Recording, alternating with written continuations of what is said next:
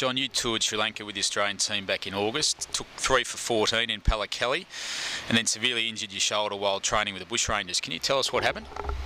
Yeah, I suppose it's a bit of a whirlwind 10 months, but the thing that really happened was, it had been sore. I come home early from the IPL and rehabbed it and got it right to go to Sri Lanka in the first place, but it just wasn't right. But had a little bit of a training accident and dived with one hand to take a specky catch at training, and didn't quite work and just landed on it awkwardly. And then the next day we had a practice game out at Wesley, and it was like someone stabbing me in the back of the shoulder with a knife. So it wasn't much fun at all.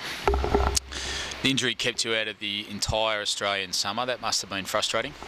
Very frustrating, Abe. It was, I suppose, if someone was to tell you that you were going to miss a whole summer, you'd be pretty apprehensive at the start, wouldn't you? But and I was exactly that. I just didn't know what to make of it or anything like that. But it was hard watching blokes overtake your spot and seeing guys do well and that are playing in your spot, I guess. But towards the end of it, I look back now and it was, I suppose, something that was good for me. I suppose I sort of found myself a little bit on and off the field. I guess was it was something that I could build on my skills off the field and really work hard at that.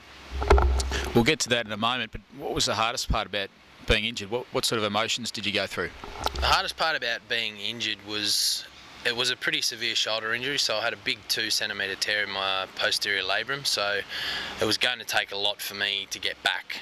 And the thing you go through the most is there's a lot of doubts in your head. I've never had self-doubt in my life, don't worry about that, but there's things that you go through that you just have a lot of doubts in your mind, whether you can come back from shoulder surgery and whether you can be the same player that you were, I guess. And that was the biggest thing for me, is trying to take that all in, and then how am I going to get back, what am I going to do? So I suppose there was times there where it got pretty tough. There was times where I probably thought, no, this is all going to be too much, and wanted to walk away, but I had a lot of good people around me, and that was Greg Shippard, Simon Helmet, all the guys in Victoria have been absolutely fantastic in supporting me, and also my fiancée Bree has been phenomenal right throughout this journey. But there was some pretty dark times in that period. Just getting back to your rehab, how's the process going? Where are you at? Rehab's going really well.